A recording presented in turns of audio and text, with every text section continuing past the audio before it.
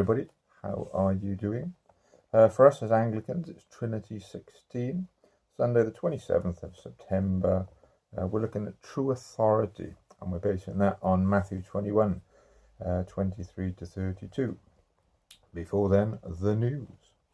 The first thing, we're still open for private prayer in St. David's. This is going to be the pattern for the next week or two till early October. Sundays 10 o'clock until 1 o'clock, on Wednesdays in the morning 10 till 12, and we'll still do the evening one for a little bit, 6 until 8. Now, we've had the big diocesan conference, and I have locally had a chapter meeting with all my deanery clerical colleagues. The schools have been open for a few weeks, and as we all know, some new government rules have come in Wales as well as England. So now we've got knowledge, I think, to be able to, as best we can, look through the next few months, through the sort of harvest season, the remembrance season, the Christmas season, and myself and Reverend Glenda feel we can come up with a pattern of worship for the parish. We hope to include all of these options. Podcasts like this put onto our YouTube page, so you can access them from wherever you are, whenever you want. Hopefully 3 of the church buildings, all 3 open regularly on rotation, for prayer, so people can come in and sort of sit. Online church services, which we'll put up on the parish YouTube page, and you can access them when you want. Online church services that you can access in real time, so we'll tell you when they're happening and you sort of come along. Church services in buildings, there'll be loads of COVID regulations, but we're hoping to do services in buildings on rotation, and sort of the Zoom coffee that we sort of started months ago, and has been a big hit, where we just come and sit down for an hour, cup of tea, have a sing and a pray. So hopefully all of those things will be included. Now, the opening of the buildings for private prayer and otherwise will require volunteers, more than sort of just general church wardens, because we need to make sure that the COVID regulations are all adhered to. Now, we did have a good few people who volunteered back in the summer when we started to open St. David's, but sort of that has dwindled for many reasons. Are you able to help?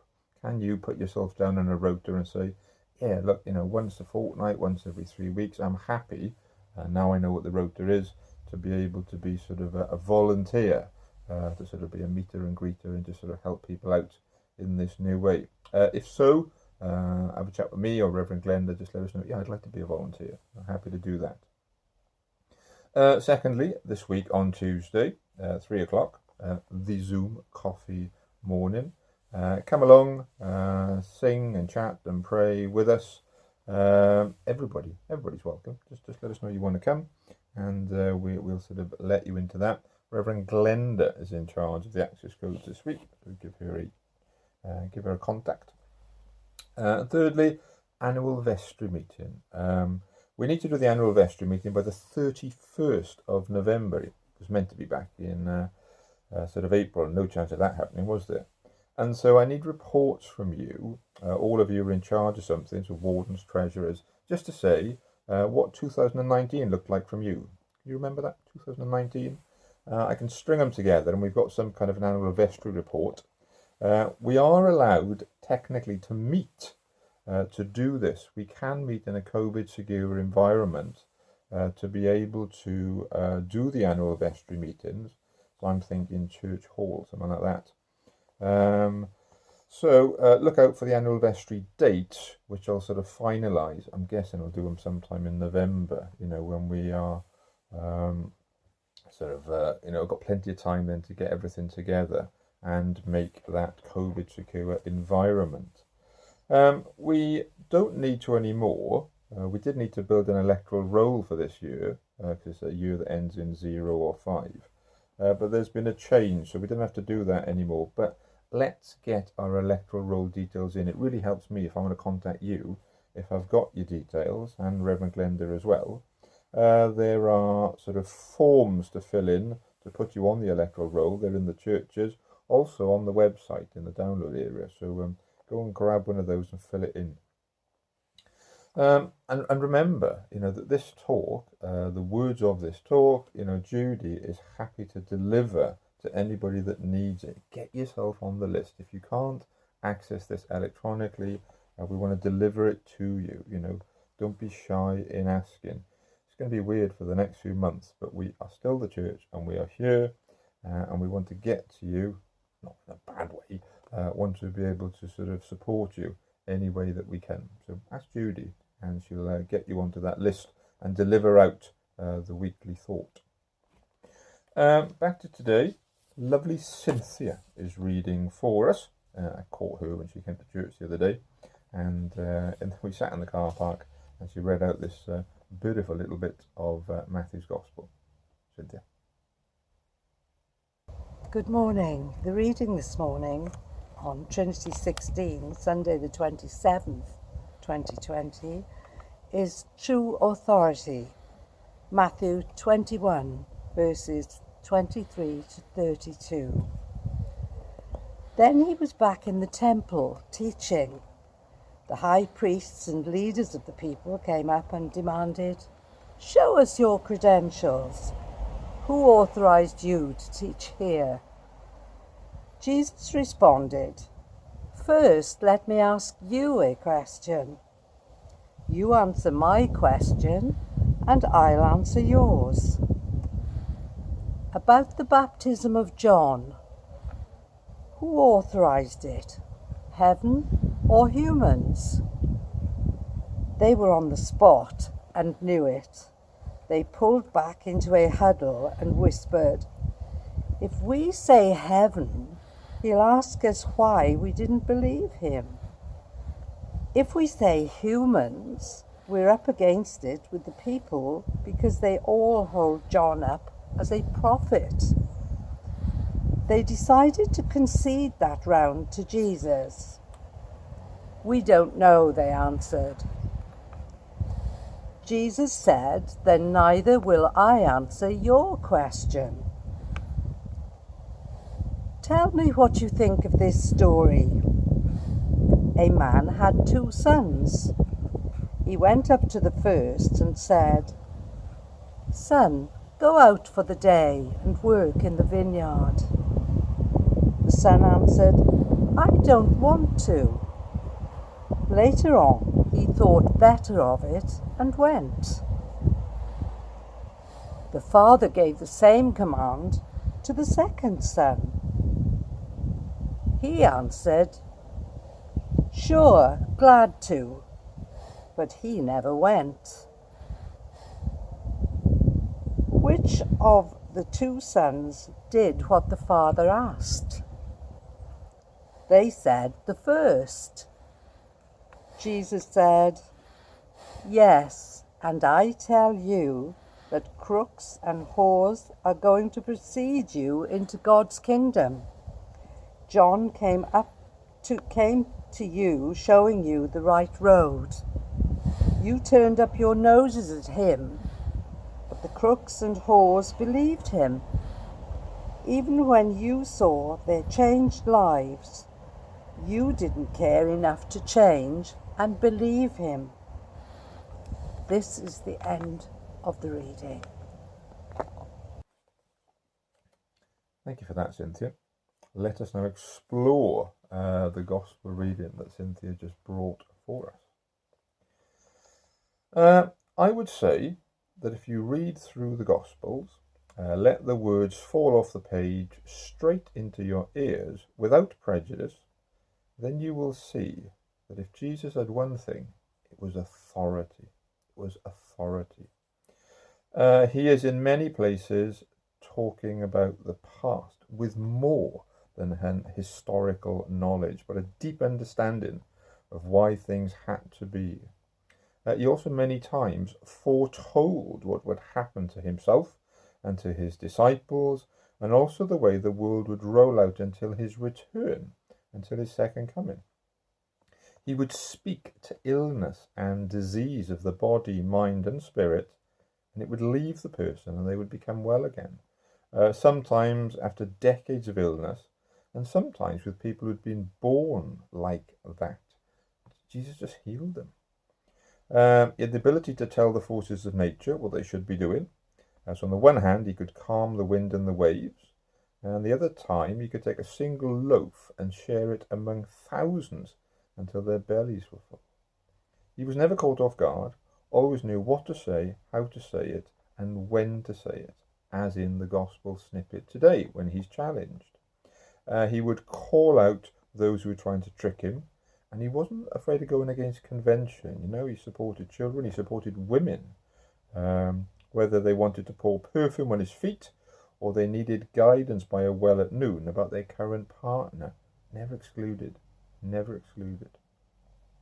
He knew who he was and what he was about, and he would freely tell the disciples with utter clarity how far along his mission he was and what was to happen next, often to the point of them needing a rebuke because his clarity was too much to stomach. You know, remember that with Peter?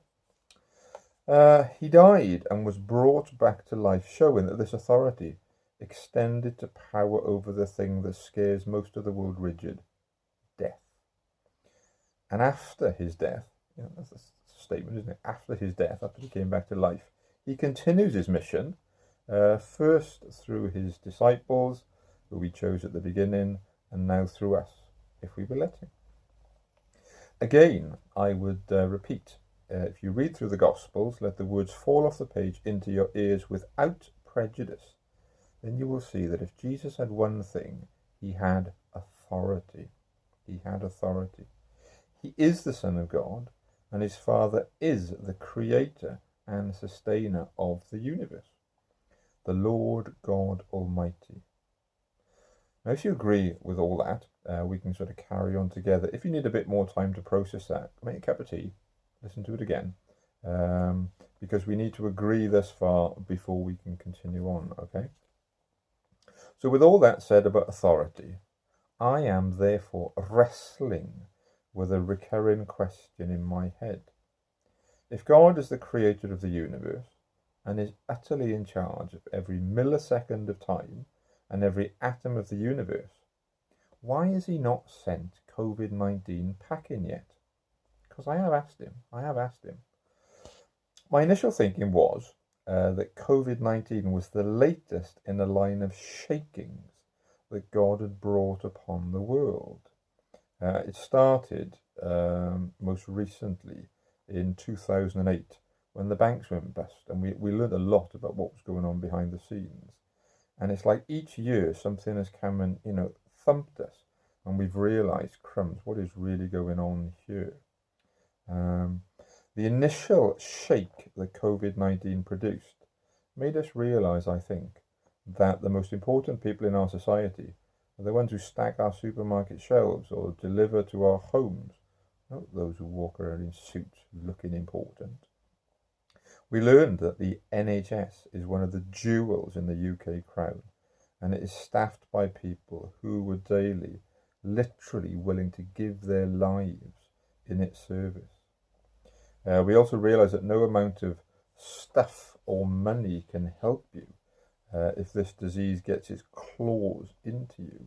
Indeed, love and health showed themselves to be absolutely priceless.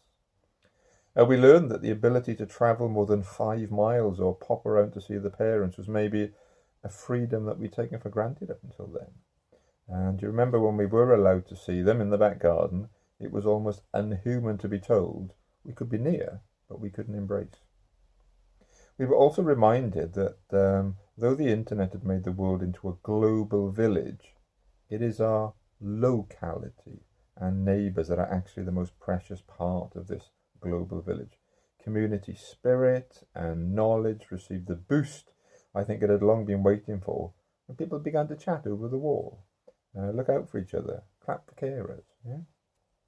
Indeed, the church, which is always extra slow in its deliberations and planning, when closed overnight, did 18 months of learning in as many days and got itself out onto every single electronic platform it could to make sure that the edge could be taken off loneliness and we could still meet spiritually, even if it meant staying in our own homes as we did so. With all that relearned about life, I'm therefore wrestling with the recurring question in my head. If God is the creator of the universe, is utterly in charge of every millisecond of time and every atom of the universe, why has he not sent COVID-19 packet yet? Because I have asked him. I personally thought that in my preparations and lead-in of the Community Act of Remembrance each November, that I knew more than anybody else what freedom really was. But I've come to realise that as much as I thought I understood the value of freedom, it hasn't been since till COVID-19 that this has gone sort of from my head to my heart, the value of freedom. If I was now given the option to go to a little church at 6 o'clock in the morning, where it'd be -5, but we could sing and we could share the peace and we could have communion without having to wear masks or be 2 meters apart, I'd take it in a heartbeat. I'd take it in a heartbeat. So how much more do we have to learn before God allows this pandemic to pass or just dissolves it? Well, when we taught our children to pray before bed each night when they were younger, we went through the headings: thank you, sorry, please. Thank you, sorry, please. There was always something to say thank you for, so that came first. Then anything that had been done wrong would come next, and if nothing came to mind, that was still included. Then we'd have the air clear, so to speak, to ask God to keep an eye out for things that matter to us. And though used for young children, and I used it with my own children, I think it's actually a timeless way for humans to come before their God and get things in the right order. Thank you, sorry, please. In saying that, then, it kind of follows that if we've passed the phase of knowing now what maybe we have forgotten to be thankful for, God might be nudging us into the phase of wanting us to acknowledge our part in the problems of the world. Sorry time. Now, we didn't invent, me and you I'm talking about, we didn't invent 0 hours contracts or make things so difficult that people felt that abortion is the only way out of a difficult situation. But we do need to apologise, I think, our part for the slow eroding of God's standards in the society around us. I think if we do that, God will then forgive us, what I was talking about last week, and then come in and heal our lives, and by extension, our nation, and send COVID packing. Now, there is a precedent to this thinking. In the last war, the king called the country to days of prayer, asking God to save us, and which he did on more than one occasion after we'd come as a nation and said, look, come and help us, we're sorry.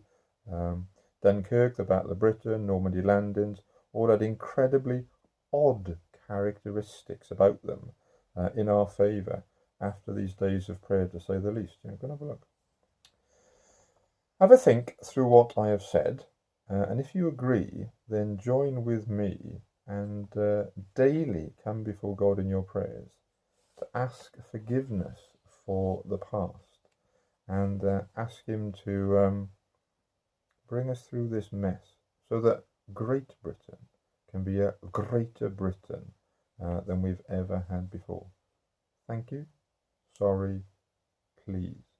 Is that what we're going through? And have we got to the sorry phase? Have a think. You keep safe, everybody. You keep safe as you do that. All right, some questions to sort of explore what I've been talking about. And I love it when you send me your homework or, things I say sort of spur you off. Let's keep in touch. 4 questions as ever. Here's the first one.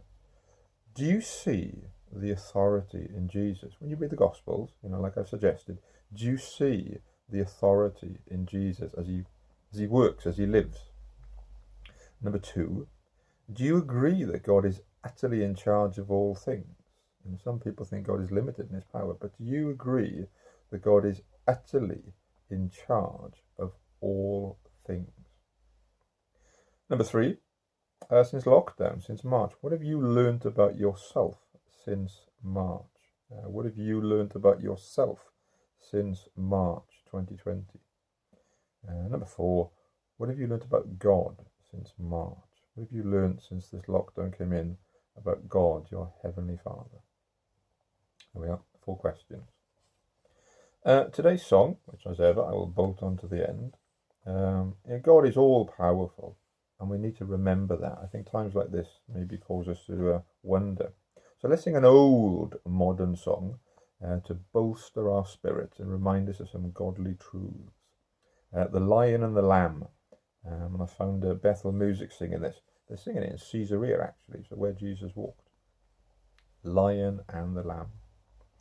We'll finish today then with a prayer. So I can ask you to sort of bow your heads, and we'll sit quietly and we'll talk to God. Dear God, thank you that you are in complete charge of this universe and everything in it, full stop. We ask you to forgive us where we have failed to keep your standards, and we ask you to come and heal our nation and rid us of this pandemic. Amen. Right, everybody. Hopefully in the near future, as I said, there will be that pattern of worship that myself and Reverend Glenda think that the parish can do. If you're willing to volunteer to be on rotas that we can sort of open places, then sort of let us know. We've got the Zoom coming up this Tuesday. Hopefully see you soon in a church near you, either for prayer or maybe even a service, a real service. Take care, everybody. Take care. God bless.